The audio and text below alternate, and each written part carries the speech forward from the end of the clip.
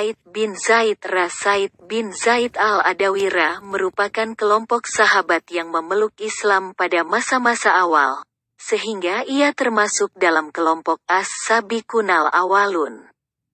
Ia memeluk Islam bersama istrinya, Fatimah binti Khattab, adik dari Umar bin Khattab. Sejak masa remajanya di masa jahiliyah, ia tidak pernah mengikuti perbuatan-perbuatan yang umumnya dilakukan oleh kaum Quraisy, seperti menyembah berhala, bermain judi, minum minuman keras, main wanita dan perbuatan nista lainnya. Sikap dan pandangan hidupnya ini ternyata diwarisi dari ayahnya, Zaid bin Amru bin Naufal. Sejak lama Zaid bin Amru telah meyakini kebenaran agama Ibrahim, tetapi tidak mengikuti agama Yahudi dan Nasrani yang menurutnya telah jauh menyimpang dari agama Ibrahim. Ia tidak segan mencela cara-cara peribadatan dan perbuatan jahiliyah dari kaum Quraisy tanpa rasa takut sedikitpun.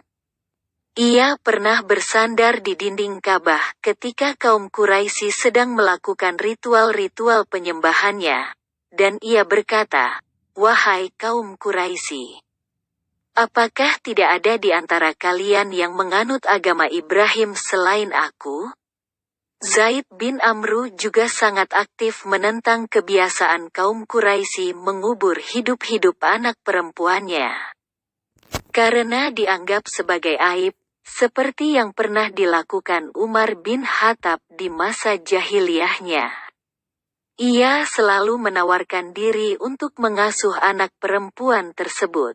Ia juga selalu menolak memakan daging sembelihan yang tidak disebutkan nama Allah saat penyembelihannya, dan juga penyembelihan untuk berhala-berhala. Seakan-akan ia memperoleh ilham. Ia pernah berkata kepada sahabat dan kerabatnya, "Aku sedang menunggu seorang nabi dari keturunan Ismail. Hanya saja, rasanya aku tidak akan sempat melihatnya. Tetapi saya beriman kepadanya dan meyakini kebenarannya." Zaid bin Amru sempat bertemu dan bergaul dengan Nabi Muhammad SAW sebelum beliau dikukuhkan sebagai Nabi dan Rasul. Sosok pemuda ini, yakni Nabi Muhammad SAW, sangat mengagumkan bagi dirinya, di samping akhlaknya yang mulia. Pemuda ini juga mempunyai pandangan yang sama dengan dirinya tentang kebiasaan dan ritual jahiliyah kaum Quraisy. Tetapi Zaid meninggal ketika kaum Quraisy sedang memperbaiki Ka'bah, yakni ketika Nabi SAW berusia 35 tahun.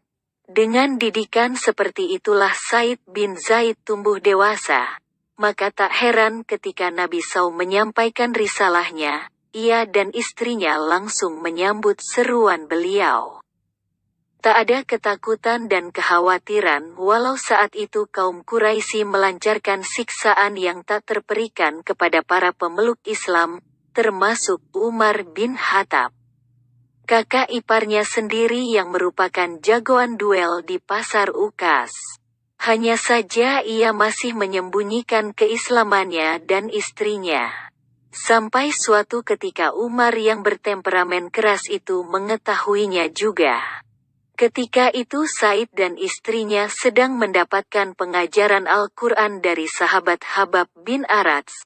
Tiba-tiba terdengar ketukan, atau mungkin lebih tepat gedoran di pintu rumahnya. Ketika ditanyakan siapa yang mengetuk tersebut, terdengar jawaban yang garang, "Umar." Suasana khusyuk dalam pengajaran Al-Quran tersebut menjadi kacau. Habab segera bersembunyi sambil terus berdoa memohon pertolongan Allah untuk mereka. Said dan istrinya menuju pintu sambil menyembunyikan lembaran-lembaran mushaf di balik bajunya. Begitu pintu dibuka oleh Said, Umar melontarkan pernyataan keras dengan sorot mata menakutkan. "Benarkan desas-desus yang kudengar, bahwa kalian telah murtad?" Sebelum kejadian itu, Sebenarnya Umar telah membulatkan tekad untuk membunuh Nabi SAW. Kemarahannya telah memuncak karena kaum Quraisy jadi terpecah belah, mengalami kekacauan dan kegelisahan. Penyebab kesemuanya itu adalah dakwah Islamiyah yang disampaikan Nabi SAW. Dalam pemikiran Umar, jika ia menyingkirkan, membunuh beliau, tentulah kaum Quraisy kembali tenang seperti semula. Tetapi di tengah perjalanan, ia bertemu dengan Nuaim bin Abdullah yang memberitahukan kalau adiknya, Fatimah dan suaminya telah memeluk Islam. Nuaim menyarankan agar ia mengurus kerabatnya sendiri saja, sebelum mencampuri urusan orang lain. Karena itu, tak heran jika kemarahan Umar itu tertumpah kepada keluarga adiknya ini. Sebenarnya Said melihat bahaya yang tampak dari sorot mata Umar. Tetapi keimanan yang telah merasuk seolah memberikan tambahan kekuatan yang terkira. Bukannya menolak tuduhan, ia justru berkata, "Wahai Umar, bagaimana pendapat Anda jika kebenaran itu ternyata berada di pihak mereka?" Mendengar jawaban itu, Umar langsung menerkam Said, memutar kepalanya kemudian membantingnya ke tanah. Setelah itu Umar menduduki dada Said. Sepertinya Umar ingin memberikan pukulan pamungkas untuk Said, seperti kalau ia mengakhiri perlawanan musuhnya ketika sedang berduel di pasar Ukas. Fatimah mendekat untuk membela suaminya, tetapi ia mendapat tinju keras Umar di wajahnya sehingga terjatuh dan darah mengalir dari bibirnya. Keadaan Said sangat kritis. Ia bukan lawan duel sebanding dengan Umar, dan ia hanya bisa pasrah jika Umar akan menghabisinya. Tetapi tiba-tiba terdengar pekikan keras istrinya, Fatimah. Bukan ketakutan, tetapi pekikan perlawanan dan permusuhan dengan penuh keberanian. "Hai musuh Allah, kamu berani memukul saya karena saya beriman kepada Allah. Hai Umar, perbuatlah yang kamu suka. Karena saya akan tetap bersaksi bahwa tiada Tuhan melainkan Allah, dan bahwa Muhammad adalah Rasulullah." Umar tersentak bagai disengat listrik. Pekikan itu seakan menembus ulu hatinya, terkejut dan heran. Umar bin Khattab seakan tak percaya, wanita lemah ini, yang tidak lain adiknya sendiri berani menentangnya.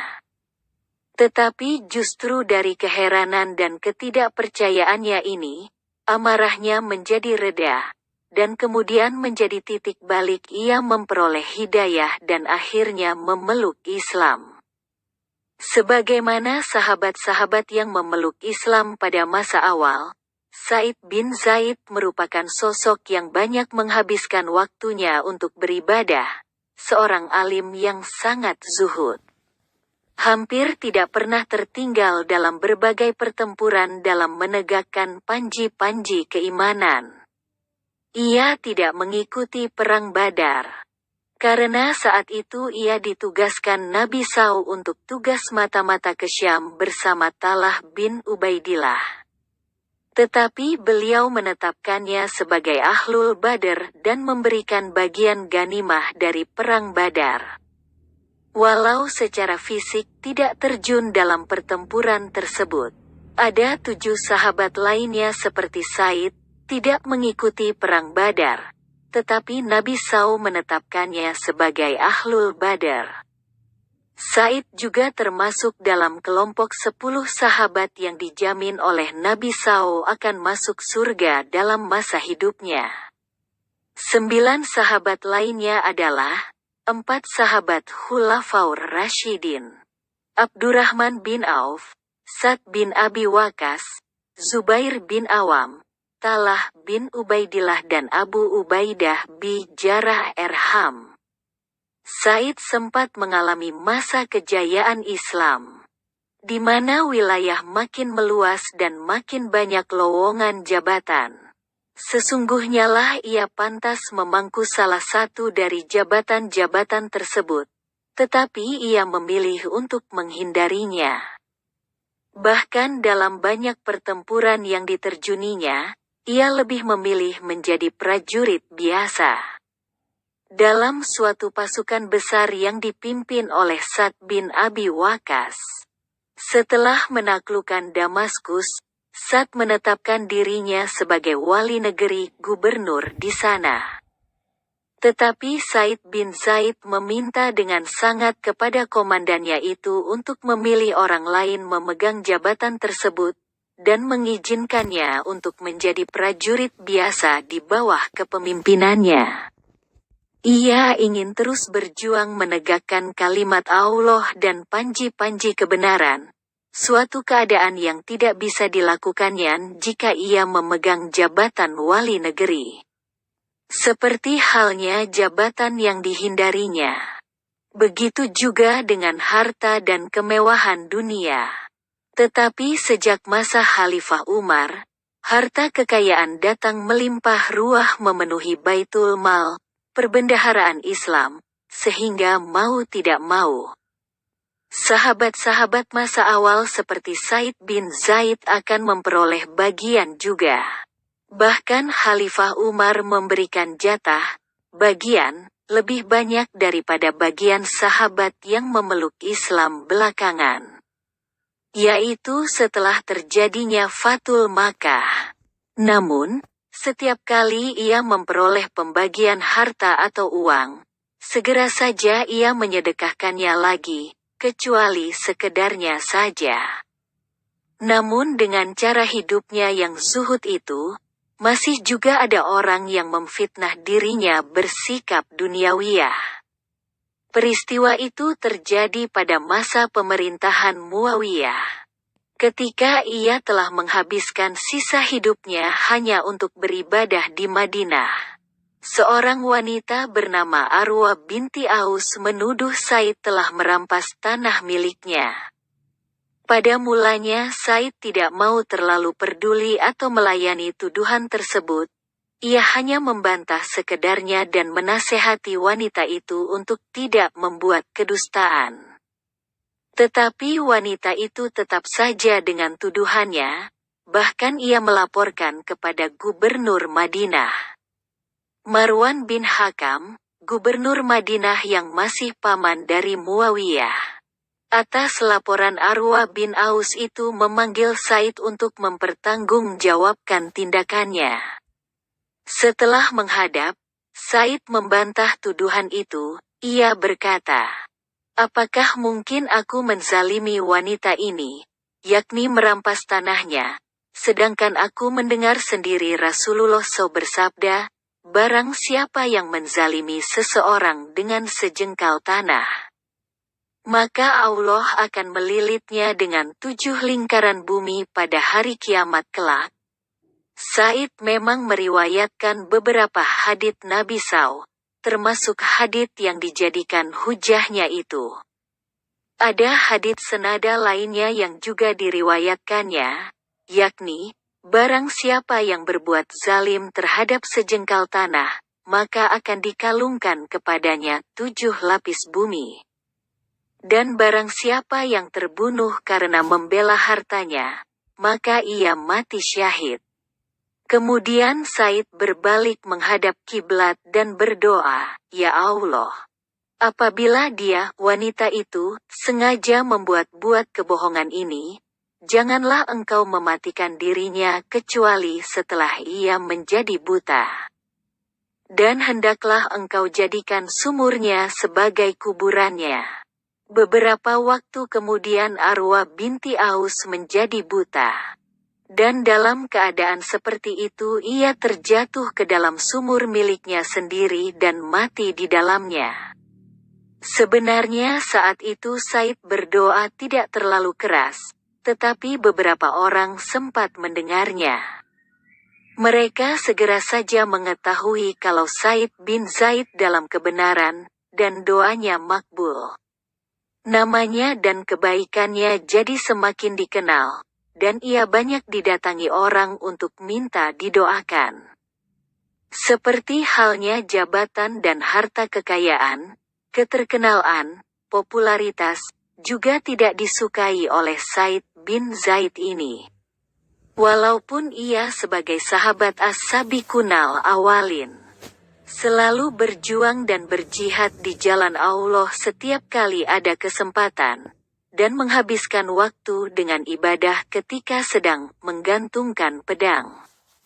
Bahkan telah dijamin masuk surga oleh Rasulullah SAW ketika masih hidup bersama, hanya 9 sahabat lainnya. Tetapi ia tidak terlalu menonjol dan terkenal dibanding sahabat-sahabat lainnya yang memeluk Islam belakangan, seperti misalnya Khalid bin Walid, Amr bin Ash, Salman al-Farisi dan lain-lainnya. Hal ini terjadi karena ia memang lebih suka menyembunyikan diri, lebih asyik menyendiri dalam ibadah bersama Allah. Walau secara lahiriah ia berada di antara banyak sahabat lainnya. Setelah peristiwa dengan Arwa bin Aus dan banyak orang yang mendatangi dirinya, Said merasa tidak nyaman. Apalagi kehidupan kaum muslimin saat itu, walau tinggal di Madinah. Tetapi makin banyak saja yang mengagung-agungkan kemewahan dunia. Jejak kehidupan Nabi SAW dan para sahabat masa awal, baik dari kalangan muhajirin ataupun ansar, yang selalu sederhana dan zuhud terhadap dunia sedikit demi sedikit mulai memudar. Karena itu Said pindah ke daerah pedalaman, yakni di Akik, dan ia wafat di sana pada tahun 50 atau 51 Hijriah. Tetapi jenazahnya dibawa pulang ke Madinah oleh Sa'd bin Abi Waqqas dan Abdullah bin Umar, keponakannya sendiri, kemudian dimakamkan di Baqi, di antara beberapa sahabat Rasulullah SAW lainnya.